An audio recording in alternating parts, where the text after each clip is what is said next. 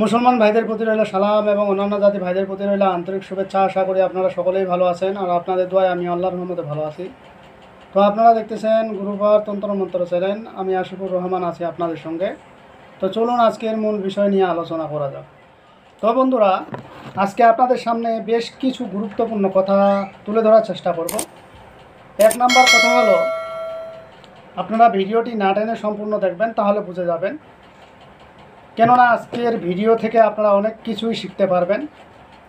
আর আজকের যে ভিডিওটি দেব, আশা করি এই ভিডিও এবং আজকের যে আলোচনা হবে, ইউটিউবে আপনারা কখনো এই ভিডিও পাবেন না এবং কারো কাছ থেকে এই বিদ্যাগুলো আপনি শিখতে পারবেন না। তো বন্ধুরা, এই যে আপনারা আমার হাতে দেখতেছেন আগরবাতি,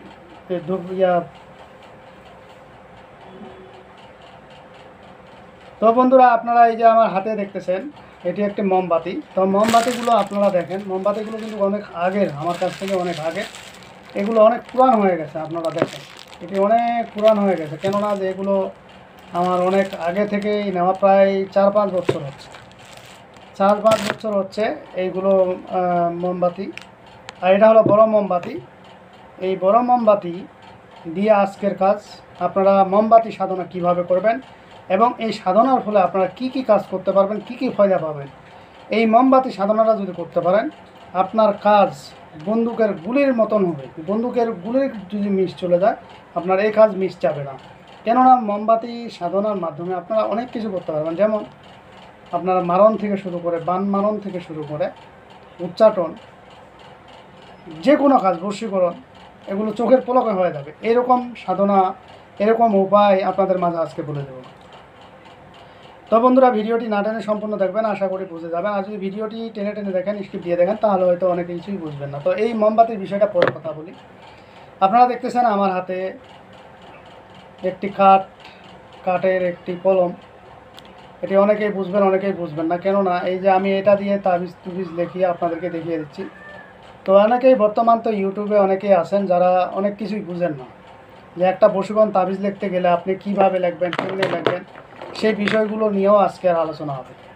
তো এই যে আমি আপনাদেরকে কলমটি দেখাচ্ছি, একটি গাছের ডাল। যখন আপনি শত্রুর ক্ষেত্রে বা শত্রুর কোনো কাজ, মারণ, উচ্চাটন বা যে কোনো কাজ যখন করবেন, অবশ্যই আপনাকে এরকম নিমের ডাল একটা নিতে হবে। এর চাইতে মোটা নিলেও হবে, সমস্যা নেই। তবে এই কাজটি করতে হবে আপনাকে শনিবার অথবা মঙ্গলবারে, ঠিক আসরের সময় শনিবারে এই গাছটাকে জাগ্রত করে আপনারা একটা টোকা দেবেন। টোকা দেওয়ার পরে আপনারা এই ডালটি কাটবেন। গাছটাকে টোকা দিতে কেন বললাম, আপনারা জানেন, হয়তো অনেকেই জানেন, অনেকেই জানেন না। যদি না জেনে থাকেন, তাহলে আজকের ভিডিওর মাধ্যমে আপনি জেনে যাবেন। গাছ অনেক সময় ঘুমান্ত অবস্থায় থাকে। তো গাছ যখন ঘুমান্ত অবস্থায় থাকে, ওই গাছকে তুললে কিন্তু কখনোই আপনি কোনো কাজ করতে পারবেন না। আর গাছটাকে জাগ্রত করে তুললে আপনি যখন যে কাজে লাগাবেন, তখন সেই কাজেই লাগবে। তদ্রূপ এই নিম গাছের ডাল আপনাকে যেটা করতে হবে, শনিবার আসরের সময় গাছটাকে জাগ্রত করে এক কূপে ডালটাকে কেটে নেবেন, দম বন্ধ রেখে। ডালটাকে কেটে নেওয়ার পরে ডালটাকে নিয়ে চলে আসবেন। এরপরে এটাকে শুরু করে মাঠবেন, পারলে এটাকে শুকাবেন একটু। শুকাইলে এই জিনিসটা আপনার ক্লিয়ার হবে। আর যদি না শুকান, কাঁচা কাঁটায় মাঠেন, কাঁচা মাঠলে হয়তো ডালটা যদি আপনার জ্বালা হয়ে থাকে, কচি হয়ে থাকে, সেক্ষেত্রে হয়তো এটা ভাঙে যাবে মাথাটা। আর যদি পুরো হয়ে থাকে, তখন আপনার কিন্তু কাজটা ক্লিয়ার হবে। তো এই যে আপনি শত্রুতার কাজগুলো করবেন, কিভাবে করবেন? শত্রুতার কাজগুলো যখন করবেন, অবশ্যই মুখের মধ্যে এমন কিছু জিনিস রাখবেন, যদি বিচ্ছেদের ক্ষেত্রে হোক, যে ক্ষেত্রেই হোক, যাতে ওই শত্রু চিরতার মতন তিতা হয়ে যায়। ওই চিরতা, নিম, কল্লা, যেটাই পান না কেন, বা কালিজিরা, আপনারা এগুলো মুখের মধ্যে ঢুকায় কাজটি করবেন। আর যখন কাজ করবেন, অবশ্যই আপনাকে সাথে ধূপকাঠি নিতে হবে। ধূপকাঠি নিয়ে কাজ করতে হবে। ধূপকাঠি জ্বালাই দিতে হবে। কিছু কিছু তাবিজের নিয়ম আছে, লোবান জ্বালাইতে হয়। লোবান জ্বালাইলে তখন কাজটা দ্রুত হয় এবং লোবানের ধোঁয়া তাবিজের মধ্যে দিতে হয়। তো আসলে যার কাছে যেমন বই আছে বা যার গুরুর কাছে যেমন শিক্ষিত আছে বা শিক্ষা নিছেন, দীক্ষা নিছেন, সেই গুরুই আপনাকে যদি বই দিয়ে থাকে, তাহলে ওখানে হয়তো বিস্তারিত লেখা আছে। কারণ এগুলো সবাই আপনাকে বলবে না, এই নিয়মকানুন আপনাকে কেউই বলবে না। আশা করি আজকের ভিডিওর মাধ্যমে আপনারা হয়তো অনেকেই উপকৃত হবেন। তো এই নিম ডাল যখন আপনারা শত্রুর ক্ষেত্রে তাবিজ লিখতে যাবেন, শত্রুতামি কোনো কাজ করবেন, অবশ্যই আপনাকে শ্মশানের কয়লা লাগবে। শ্মশানের কয়লা শনিবার মঙ্গলবার নিয়ে আসবেন। নিয়ে আসার পরে এটাকে আপনারা গুঁড়া করে নেবেন। গুঁড়া করে নেওয়ার পরে আপনারা থেকে যেটা নিতে হবে, গুঁড়া করে নেওয়ার পরে এটার সাথে আপনাকে একটু হালকা একটু বিষ জাতীয় জিনিস মিশাইতে হবে। এরপরে তিতা জাতীয় জিনিস মিশাতে হবে। এরপরে একটু সিন্দুর মিশাতে হবে। এগুলো মিশানোর পরে আপনি একটা ডিব্বা বা একটা বোতলের মধ্যে ভরে রেখে দিবেন।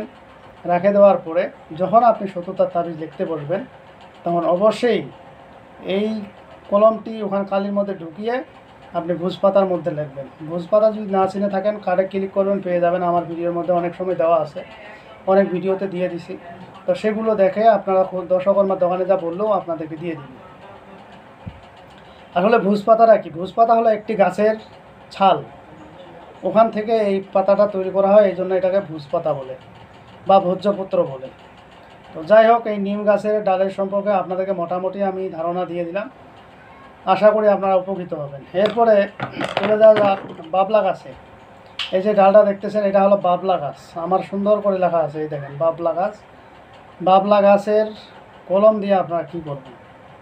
এই বাবলা গাছ দিয়ে অনেক কিছু করা যায়। বাবলা গাছের গোড়ার মাটি দিয়েও অনেক কিছু করা যায়।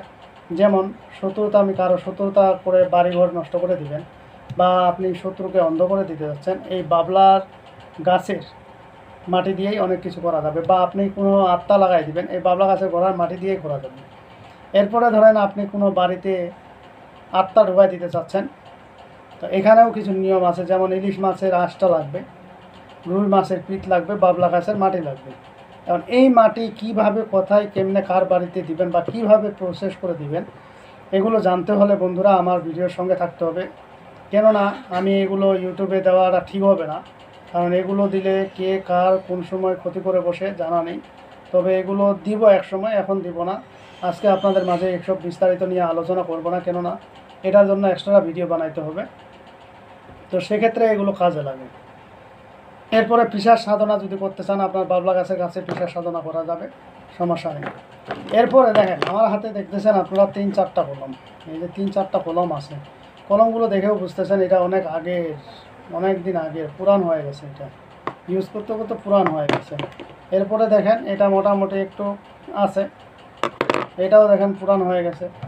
এই কলমটাও পুরান হয়ে গেছে। এইগুলো কিন্তু লোহার কলম, সম্পূর্ণ লোহার কলম, ঠিক আছে। এই যে এটাও দেখেন, এটা মোটামুটি আছে, কিন্তু কলমগুলার বয়স অনেক।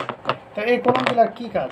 এই যে আপনারা কলম দেখতেছেন হাতের মধ্যে, এই কলমের মধ্যে অষ্টগন্ধা কালি। অষ্টগন্ধা কি? অষ্টগন্ধা দিয়ে কি হয়? যেমন আপনার জুয়া খেলার ক্ষেত্রে অষ্টগন্ধা কালি লাগে, এবং ওই তাবিজটা লিখতে গেলে বা লিখলে ওটা দ্রুত ফলপ্রদ হয়, এবং এটা দ্রুত লটারিতে বা জুয়াতে খেলায় জয়লাভ করা যায়। অষ্টপ্রকার কালি, এই ব্যাপারে আপনাদেরকে কিভাবে আপনারা এটা বানাবেন, এই ব্যাপারে আমি ভিডিও কোনো এক সময় দিয়ে দিব। আশা করি আপনারা উপকৃত হবেন। এরপরে এটার মধ্যে দেখেন, এটার মধ্যে হলো কুস্তরি কালি। এখন কুস্তরি কালিটা কিভাবে করবেন, কেমনে করবেন, এটারও নিয়ম আছে। কুস্তরি কালি দিয়ে কি হয়? তো এটার মধ্যে আপনি ধরেন জাফরান, এই যে আমরা বলি যে জাফরান কালি নেবেন। জাফরান কালিটা কি? এই জাফরান কালি দিয়ে আপনাকে বশীকরণের কাজগুলো যে হয় সেগুলো কাজ করতে হয়। জাফরান কালি এই যে আপনার জাফরান কালি দিয়ে বশীকরণের কাজগুলো করতে গেলে নিম ডাল অথবা আপেল ডাল অথবা মিষ্টি বরই ডাল, এইগুলো জিনিস দিয়ে এই বশীকরণের তাবিজ লিখতে হয়। তাহলে এগুলো দিয়ে দ্রুত ফল হয় এবং দ্রুত এর রেজাল্ট আসে। এই কাজটা আপনারা যদি করতে পারেন তাহলে 100তে 100 হবে। তো এই ক্ষেত্রে যদি মনে করেন যে আপনি এগুলো দিয়ে লিখতে পারবেন না, তো সেক্ষেত্রে আপনাকে এরকম কলম নিতে হবে। কলমের মধ্যে ওই জাফরান কালি, মেশকো জাফরান যেটাকে বলে, এটা ঢুকাই দিবেন, এবং এটা ভোজপাতার মধ্যে সুন্দর করে লিখবেন। এখন কিভাবে লিখবেন, বশীকরণের বিষয়টাও কিন্তু হিসাব কিতাব আছে। এখন বশীকরণের শুধু লিখলেই হবে না, এটারও নিয়মকানুন আছে। ডান পায়ে রাখতে হয়, এবং ডান পায়ে রাখার সময় কী ধান্দায় কীভাবে কী করতে হয়, মুখের মধ্যে কী রাখতে হয়, এই বিষয়গুলো নিয়ে আপনাদেরকে আমি পরে বলার চেষ্টা করব এবং অন্য ভিডিওতে বলার চেষ্টা করব। কারণ আজকে যদি বলতে যাই তাহলে ভিডিও লং হয়ে যাবে, এই জন্য আমি আপনাদের মাঝে আজকে শর্টকাট বলে দিলাম। এরপরে আপনি যদি চান যে একজন এই কলমের মাধ্যমে যে কলমটা আমার কাজ করবে কিনা, আমি যে তাবিজটা লিখতেছি কাজ করবে কিনা, বা এই তাবিজটা আমার কি কাজে লাগতে পারে। যেমন ধরেন এই তাবিজটা কলমটা আমি যে তাবিজটা লিখবো সেই তাবিজটা আমার কাজ করবে কি না, এই কলমটা এখানে বলে দিবে। কিভাবে বলে দিবে? এই কলমটা যখন আপনি এখানে এইভাবে সুন্দর করে রাখবেন, রাখার পরে আপনার কলম কিন্তু ঘুরবে। ঠিক আছে, আপনাদেরকে এর আগে আমি দিছিলাম লাঠি ঘোরানোর। এই কলম যখন আপনি লিখবেন বা কলমটা কালিটা ঢুকাবেন, কলমটা ঘুরবে, যে কাজটা হবে কি হবে না। যখন এই কলমটা ঘুরবে তখনই বুঝবেন যে কাজটা আপনার 100তে 100 হবে। তো এই জন্য এই ভিডিওর মাধ্যমে আমি আপনাদেরকে শুরু থেকে বলছি, সব কিছু এখানে দেওয়া সম্ভব না। হয়তো কোনো এক সময় আপনাদের মাঝে আমি ভিডিও বানিয়ে দেব। তবে হ্যাঁ, যারা আমার নতুন তারা অবশ্যই আমার চ্যানেলটি সাবস্ক্রাইব করবেন, এবং নতুন চ্যানেলের ডিসক্রিপশনে দেওয়া থাকবে। আপনারা চাইলে ওখানে সাবস্ক্রাইব করতে পারেন, এবং ওখানে নিত্য আপনাদের উপকারের সাথে ভালো ভালো ভিডিও দেওয়া হবে, যেগুলো আপনারা ইউটিউবে কখনো পাননি। এই যে নিয়মগুলো বললাম এখানে, সম্পূর্ণ বেশিরভাগ নিয়ম আমি ওই চ্যানেলে দিয়ে দেব। আশা করি আপনারা উপকৃত হবেন। যাই হোক, সর্বশেষ এই যে মোমবাতি, এই মোমবাতি সাধনটা খুবই সহজ। এটা মাত্র 3 দিনের কাজ, আপনার কোনো ভয়ের কিছু নেই। এই মোমবাতি সাধন করতে গেলে আপনার কি কি হতে পারে? এই একটা মোমবাতি, বড় মোমবাতি জ্বলতে প্রায় 3 ঘন্টা সময় নেয়। কারণ 3 ঘন্টা, এখন আপনি বলতে পারেন যে এটা কিভাবে আপনি জানেন, কারণ এই ব্যাপারে আমার এক্সপিরিয়েন্স আছে। আমি বিস্তারিত আর আপনাকে কিছু বলতেছি না, আপনি যদি জ্ঞানী হয়ে থাকেন তাহলে বুঝে নেবেন। তো এই মোমবাতি আপনারা যদি সাধন করতে যান, এই মোমবাতির সামনে আপনাকে বসে থাকতে হবে। এই বসে থাকার পরে এই মোমবাতির সাধনটার পরে আপনি যে কাজটা করবেন আপনার আগুনের মতন কাজটা হবে। এখন ধরেন একটা প্রথম দিন আপনি এই মোমবাতিটা জ্বালাইলেন, এই মোমবাতিটা প্রথম দিন জ্বালাইলেন, জ্বলে শেষ হয়ে গেল। 3 ঘন্টা লাগবে, একবারে কারেক্ট 3 ঘন্টা লাগবে। এটা আমার ঘড়ি টাইম দেখে একবারে বলা। ঠিক এইভাবে আপনাকে 3 দিন জ্বালাইতে হবে। 2 দিন জ্বালানোর পরে 3 দিনের মাথায় একটা কাগজ, সাপোজ একটা কাগজ, এই কাগজে আমি লিখে দিব সাধন শেষ, সাধন কমপ্লিট, এটা লিখে দিলাম। লিখে দেওয়ার পরে আমি এই জায়গাটাতে সুন্দর করে মোমবাতির মাঝামাঝি জায়গাটাতে, হ্যাঁ, এটাতে মধ্যে সুন্দর করে আমি পেঁচিয়ে বাঁধে দিলাম। বাঁধে দেওয়ার পরে এখন আপনি সাধন করতেছেন 2 দিনের মাথা 3 দিনে সাধন করতে করতে এমন একটা সময় আপনি চলে আসছেন এই জায়গায়।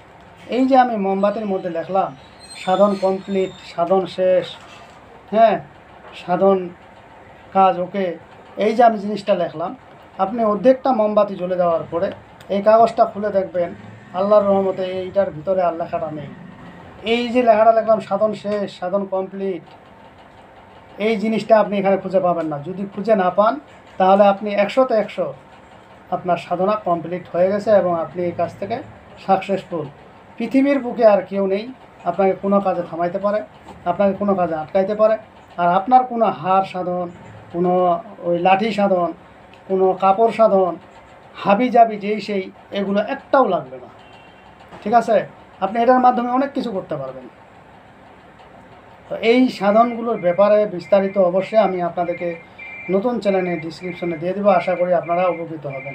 তো আজকে মোমবাতি সাধনটার ব্যাপারে একটা নিয়ম আমি আপনাদের মাঝে উন্মুক্ত করতেছি, আশা করি আপনারা উপকৃত হবেন। এখন এই সাধনটা করতে গেলে অবশ্যই আপনাকে সেরকম শক্তিশালী একজন ওস্তাদের কাছে ধরতে হবে। যদি ওস্তাদের জানা থাকে তাহলে এই সাধনটা আপনাকে দিতে পারবে এবং আপনি করতে পারবেন। সাধনটি কীভাবে করবেন, সাধনের মন্ত্রটি আমি বলে দিচ্ছি। যদি আপনার ভাগ্য ভালো থাকে তাহলে আপনি একা একাই পারবেন, আর নতুবা আপনার দ্বারা কোনো দিনই সম্ভব না একমাত্র ওস্তাদ ছাড়া। কী বলবেন এবং কি করবেন, এই যে মোমবাতিটা আমার হাতে দেখতেছেন, এই মোমবাতিটা হাতে নেবেন। মোমবাতিটা হাতে নেওয়ার পরে এরকম ঠিক 3টা মোমবাতি নেবেন। 3টা মোমবাতি নেওয়ার পরে আপনাকে বলতে হবে শূন্যতে উপজিল কাল, কাল বলে ভাল ভাল, ওমকাল জমকাল জম করে নাম কাল। এই মোমবাতির সাধনের কালে শেষ করিব আমার কাল। আবার বলছি, ওমকাল জমকাল জম করে নাম কাল। এই মোমবাতি সাধনের ফলে আমি শেষ করিব আমার জমকাল। এই কাজটা আপনাকে 101 বার এই মোমবাতির উপরে করতে হবে। যদি আপনার সেই শক্তি থাকে আপনি এই কাজটি একুরেটলিভাবে করে দেখবেন, অবশ্যই হবে। 2 দিনের মাথা 3 দিনের শেষে আপনি এখানে লিখবেন সাধন শেষ বা সাধনা শেষ বা সাধনা কমপ্লিট, এখানে লিখে দিলেন। লিখে দেওয়ার পরে এই লেখাটা তল থেকে এই মোমবাতি ধরেন এই স্টিক দিয়ে লিখছেন, ঠিক এই জিনিসটা মোমবাতির ভিতরে এইভাবে রেখে দিয়ে সুতা দিয়ে বান দিয়ে দিবেন। দেওয়ার পরে আপনি সাধনায় বলবেন, পাক পবিত্র হয়ে সাধনায় বসার পরে আপনি ওখানে তাকায় থাকবেন। কিন্তু এখানে তাকায় যখন থাকবেন, যদি আপনি চোখ বাইছেন, এখানে কিন্তু সাধনা করার সময় চোখ কিন্তু আপনার ঘুমিয়ে আসবে, মনে হয় কত যে ঘুম, আপনি জীবনেও ঘুমান, এরকম ঘুমের মতন একটা জিনিস চলে আসবে। আর যদি আপনি চোখ বন্ধ করেন, ঘুম চলে আসে, আপনি চোখ বন্ধ করে ফেলেন, তখন কিন্তু আপনার সাধনা রইল না। আর যদি একুরেটলিভাবে আপনি এই মোমবাতির দিকে তাকাই থাকতে পারেন, তাহলে সাধনটা আপনার 100তে 100 ফলাফল হবে ইনশাআল্লাহ। তো যাই হোক বন্ধুরা, আজকের ভিডিও এই পর্যন্তই। আমার ভিডিওটি যদি আপনাদের ভালো লেগে থাকে অবশ্যই একটি লাইক দেবেন, বন্ধুবান্ধবের কাছে শেয়ার করে দেবেন। আর যারা এখন আমার চ্যানেলটি সাবস্ক্রাইব করেননি তারা সাবস্ক্রাইব করে নেবেন এবং পাশে থাকা বেল আইকনে অল ক্লিক করবেন, যাতে ভিডিও ছাড়ার সাথে সাথে নোটিফিকেশন আপনাদের কাছে পৌঁছে যায়। আর যারা অলরেডি সাবস্ক্রাইব করে ফেলছেন তাদেরকে অসংখ্য ধন্যবাদ। তো পরবর্তী ভিডিও দেখার আমন্ত্রণ রইল। সে পর্যন্ত ভালো থাকবেন, ধন্যবাদ।